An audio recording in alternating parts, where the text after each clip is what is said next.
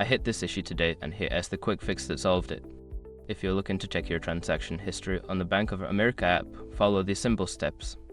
Step 1. Open the Bank of America app. Launch the app on your smartphone. Make sure you are connected to the internet first with Experience. Step 2. Log into your account. Enter your username and password to access your account. If you've forgotten your credentials, there is a Forgot Username/Password option to help you reset it. Step 3. Navigate to Accounts. Once logged in, tap on the Accounts tab at the bottom of the screen. This will show you a list of all your accounts, including checking and savings. Step 4. Select the account. Choose the specific account for which you want to view the transaction history. Tapping on the account will take you to this details page. Step 5. View transaction history. Scroll down to find the transaction history section.